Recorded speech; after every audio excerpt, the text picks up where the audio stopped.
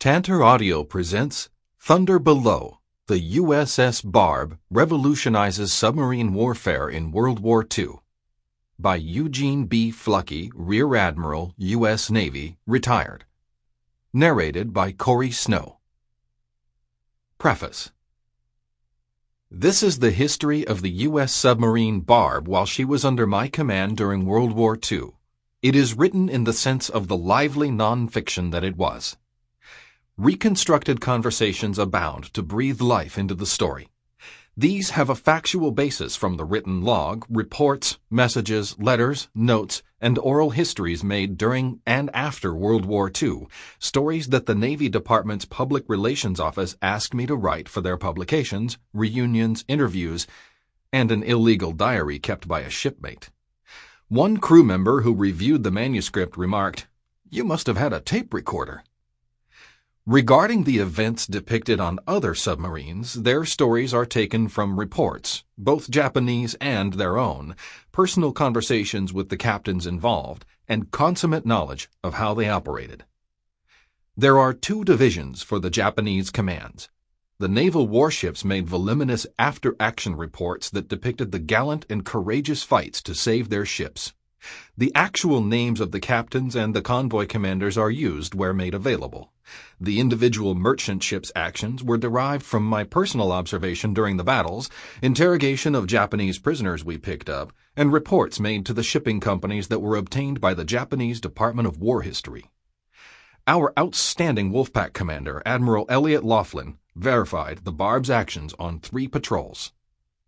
Conversations between Fleet Admiral Chester Nimitz and Admiral Charles Lockwood, the submarine force commander, were related to me while I was Nimitz's personal aide when he was Chief of Naval Operations after the war. All messages, letters, and the diary are verbatim. My extensive research occupied over 10 years. Japanese officer friends assisted me while I was in Tokyo and afterward through correspondence. This enabled me to unfold the factual Japanese side of events where known. In June 1991, I conducted my research in China. My objective in Thunder Below has been to provide the reader with the best and most complete account of every attack, whether against land or sea targets, as reported by those concerned. There are still mysteries to unravel, due to the disappearance of certain records, but I have not fabricated this history. I was there. When I joined the Barb in January 1944, war with Japan was in the limited offensive stage, Japan having reached the maximum limits of its empire. U.S. submarine warfare was to be intensified to strangle Japan. The Central Pacific Drive was ready to begin, as was the movement of the Southwest Pacific Forces into New Guinea. The South Pacific Forces had taken Guadalcanal, the North Pacific Forces were to take the Aleutians. Now we would begin the tightening of the steel belt around Japan. The Chinese army could not be deployed, for it was engaged in a major Japanese offensive in China. The overall Japanese and Allied forces were relatively equal. Unscathed, U.S. production was steamrollering along at flank speed. Part 1. The 8th War Patrol of the USS Barb in the Sea of Okhotsk, north of Hokkaido. 21 May to 9 July 1944. Chapter 1. Polar Circuit. "Barb, ho!" The call echoed from the bridge of the submarine and dissipated, smothered in the icy fog. I smiled at Tuck Weaver, the officer of the deck. Sure as hell, the herring has arrived. The bellowing was that of her captain, Dave Zabriskie. No wonder he had been such a great football player at the Naval Academy. Get me the electronic bullhorn, Tuck. I can't outblast him with a megaphone. Aye, Captain. Tuck pulled his parka behind his ears and doubled his lanky frame over the conning tower hatch. Below! Helmsman, tell the electricians to break out the bullhorn. As we waited, my mind drifted back to my assignments after graduating from the Naval Academy in 1935. All had been on antiquated warships built before or just after World War I. The battleship Nevada, the destroyer McCormick, then duty in Panama on the submarines S-42 and Bonita. Tuck burst upon my reverie as he slid the bullhorn into my gloved grasp. I caressed the bridge rail of my Barb. my first command, and she was only 2 years old. Leaning the horn on the rail, I squeezed the trigger and yelled, "Ho, herring!" In that instant, we heard the clap of main ballast tank vent valves opening. Tuck muttered, "She's diving. Why?" From the bridge speaker came, "Bridge! Sonar reports submarine diving close aboard." "What in the devil is Dave doing, Tuck? Does he think we're Japanese?" "Captain, I hope he doesn't let us have a torpedo. Lying to here, we're a sitting duck." "He wouldn't do that, Tuck." I had radioed the rest of my wolf pack, the subs Herring and Golay, whose skipper, Jim Clark, was a classmate, to assemble so I could explain the search plan that I wanted them to follow. We had received an ultra radio from our naval intelligence codebreakers telling us that a convoy of 3 ships and 1 destroyer was leaving sometime that day from Matsuwa Naval Base, halfway up the Kurile Islands chain. It was probably their first convoy this year inside the frozen Okhotsk Sea, now that the ice had broken. Strange that Jim Clark hasn't replied to my signal. I need all 3 subs to cover their possible tracks. We waited, fingers crossed, for the Herring to surface. And waited. I thought of all my war patrols, including 5 no-soap, no enemy, patrols in the Bonita, out of Panama, protecting the canal against an attack that never came. I had known the former skipper of the Barb when he was skipper of the S-45 in Panama. On his Barb's first 6 war patrols, 5 in Europe and 1 in the Pacific, she was not credited with sinking anything. At Pearl Harbor, before leaving on her 7th patrol, the Barb's skipper had grown distraught. One morning, at 0200, he came to my cabin on the submarine tender. Waking me, he explained that he had become a fatalist. His Barb was scheduled to depart on her 7th patrol in a few days. This would be his last patrol before being sent to non-combat duty. He was sure the Barb would be sunk this time, yet his career would be ruined if he asked to be relieved of command. So? Knowing that I had top ratings from my former skippers for developing the means of winning the coveted E for excellence in engineering and torpedoes, he wanted me to join the Barb as his prospective relief and to take command every other night, for he was exhausted. Rather backhanded, I thought. Still, the offer was attractive.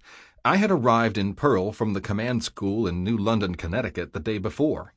My division commander, Captain Carl Hensel, had assigned me to 2 months' duty repairing the new fleet subs coming in from patrol, since I had served only in old subs and had no combat experience.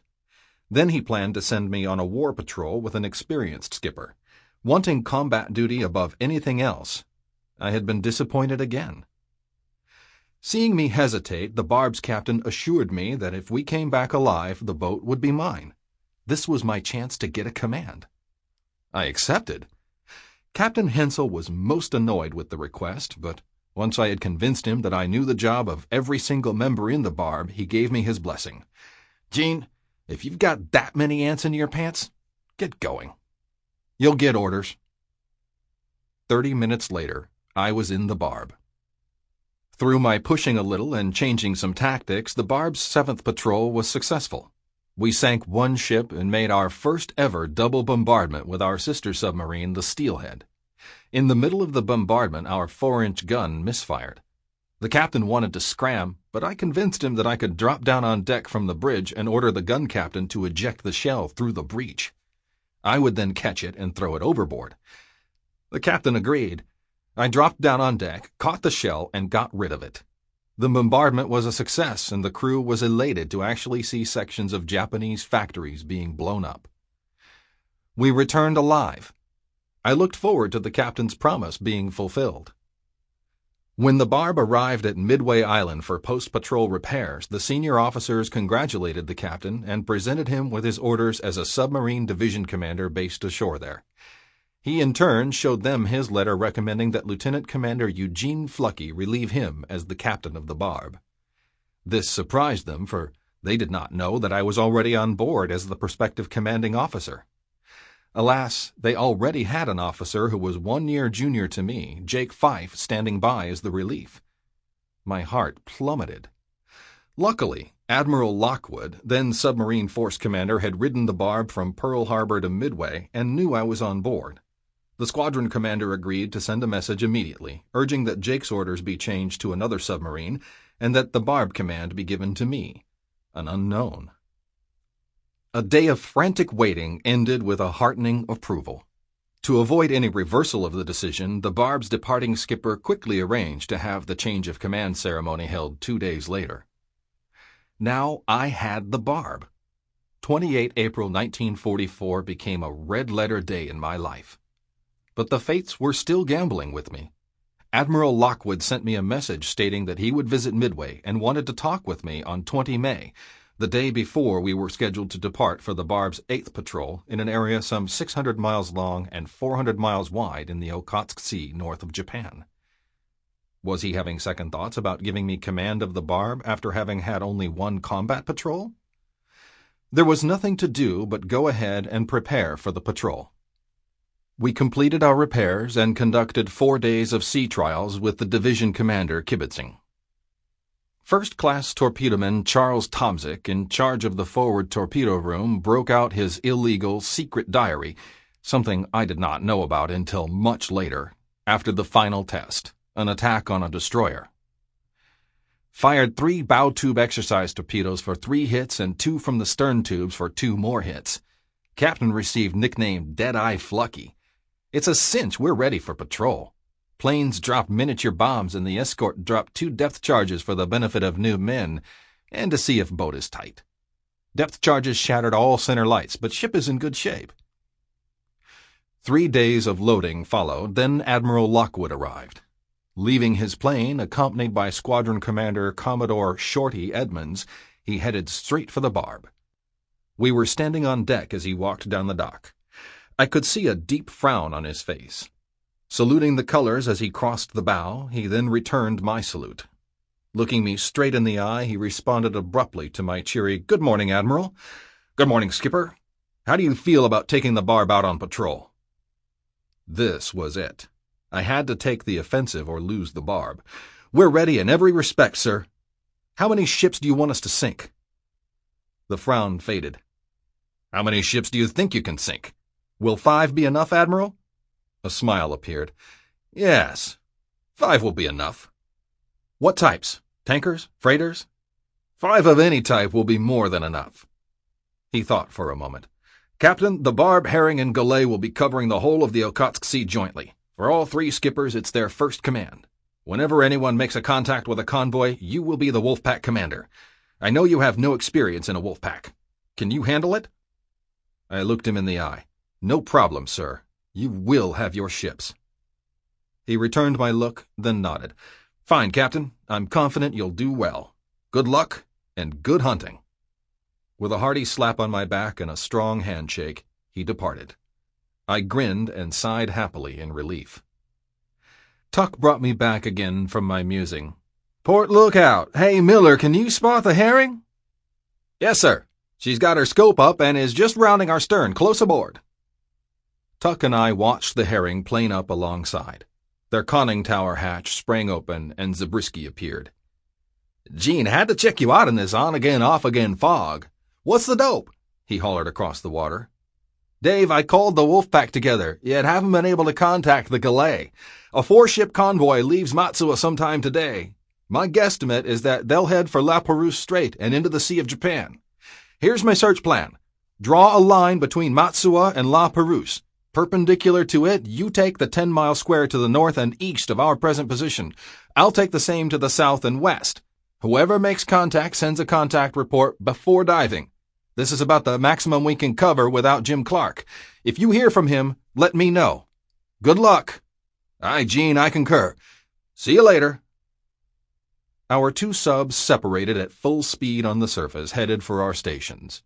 The time was 11:20. Air temperature was 36 degrees, the sea 34 degrees, and calm. At noon, Lieutenant Al Easton poked his nose up through the hatch. "Permission to come on the bridge? Lunch is soup and sandwiches. Ready to relieve the watch."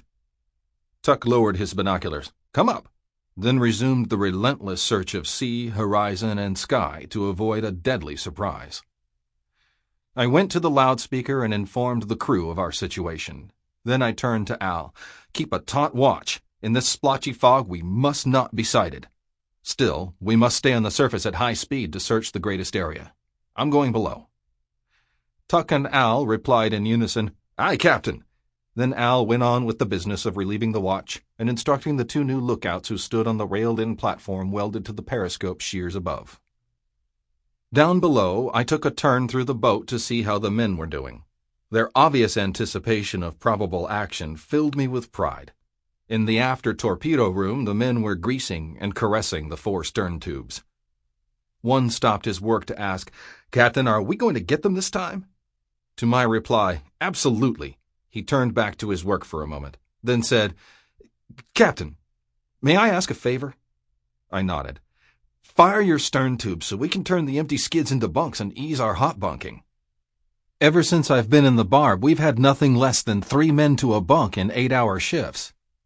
We've never fired any stern torpedoes." It was a reasonable request. "Don't worry, I won't forget. Besides, I promised the Admiral that the Barb would sink 5 ships, and 5 ships he'll get come hell or high water." They grinned, knowing that was as many as any sub had ever sunk on one patrol. As I hopped over the combing of the watertight door to the maneuvering room, 2 electricians were at the controllers of the main propulsion motors. "How are the batteries?" "Fully charged, Captain. We just finished topping off with 1 engine, so if you want to increase to flank speed, all 4 engines are available." "Are we going to catch them?" "You bet we are.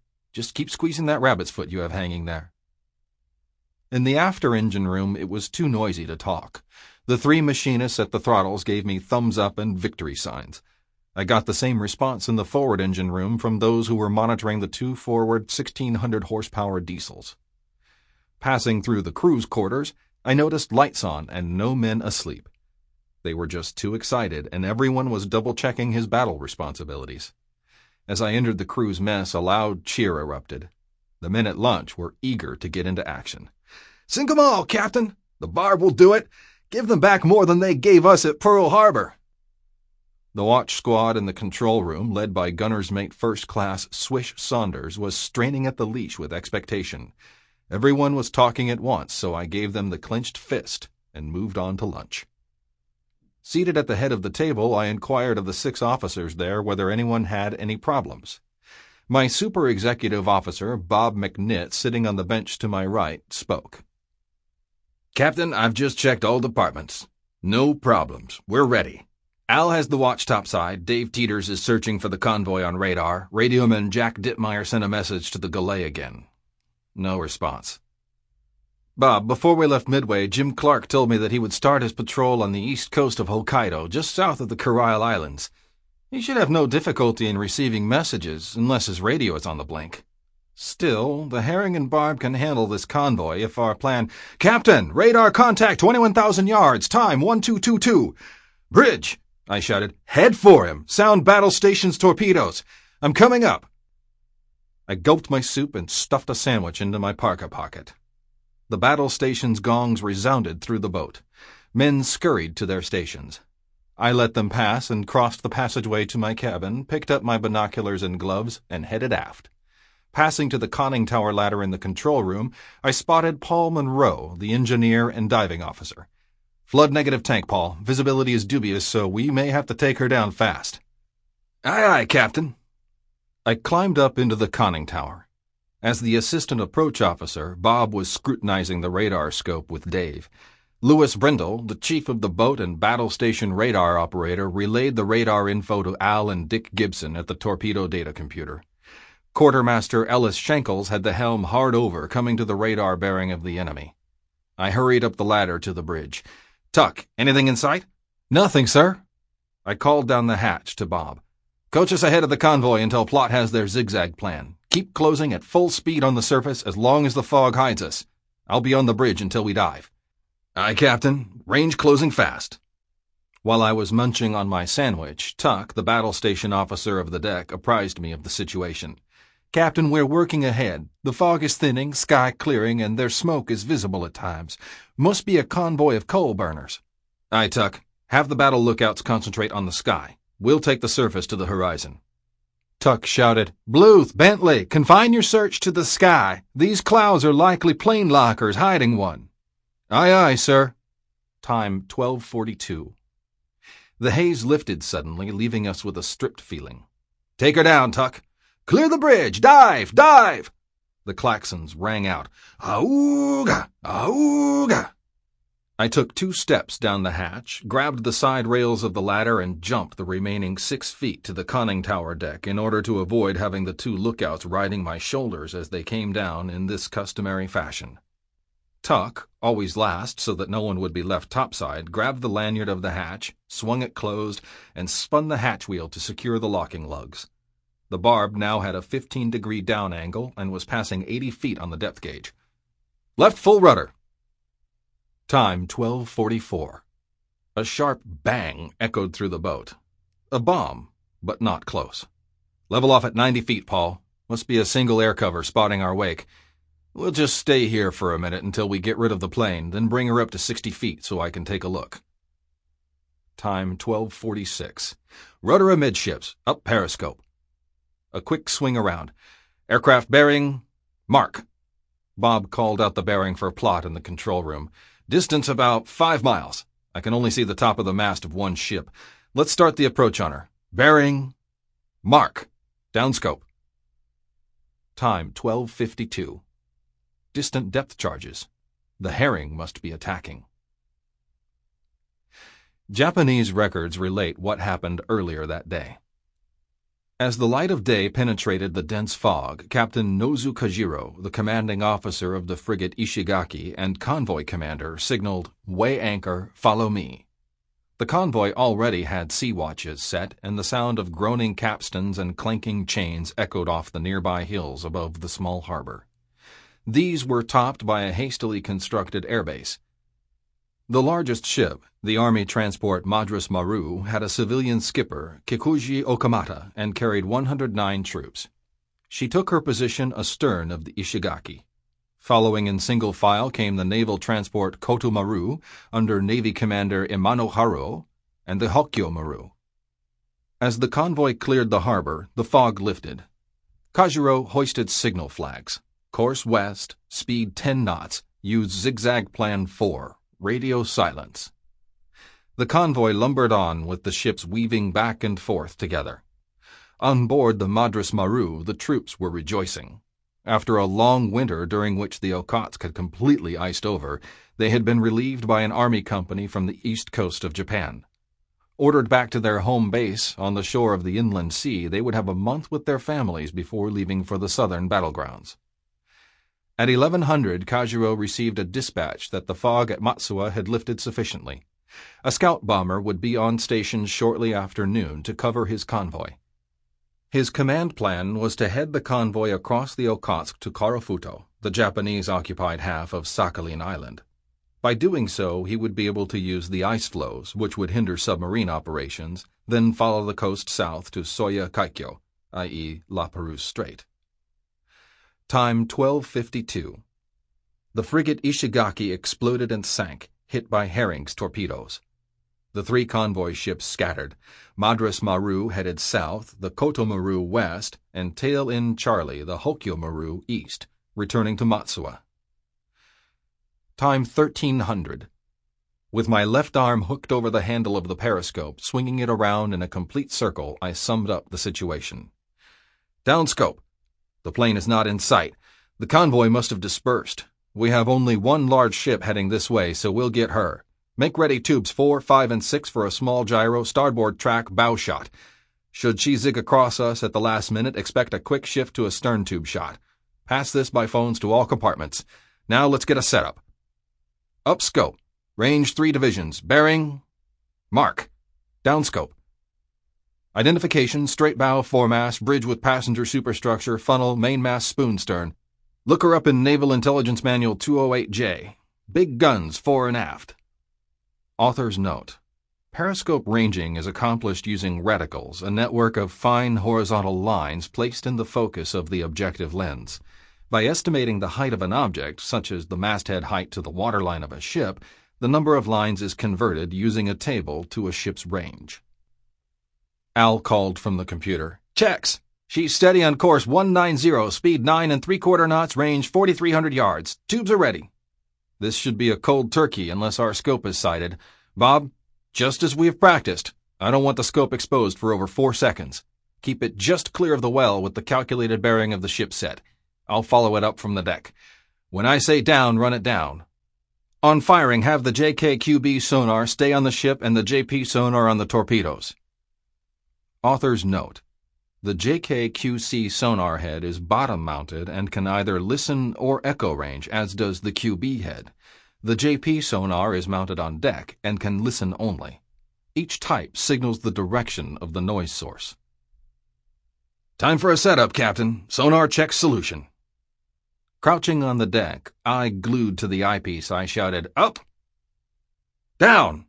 From the deck, Bob read the bearing. I looked at the computer. Angle on the bow, range, bearing, everything checks. Lot of uniformed men looking over the side.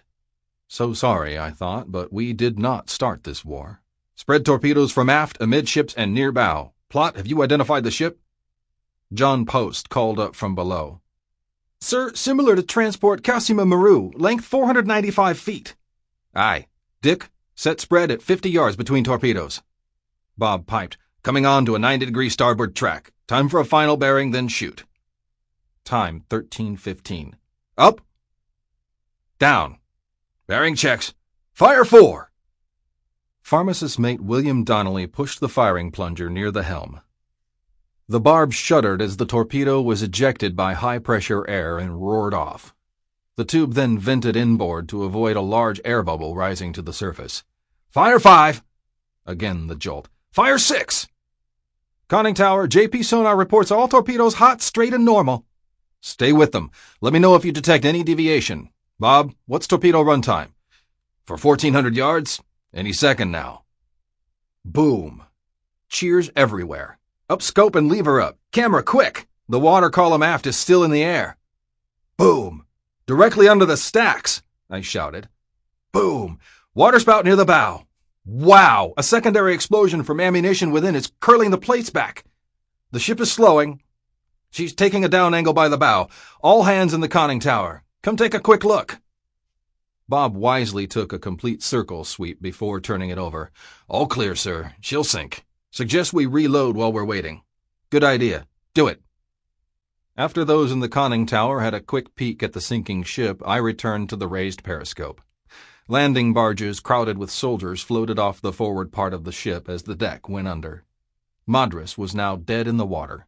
Lifeboats were being lowered and automatically unhooked as they touched the water, engines running.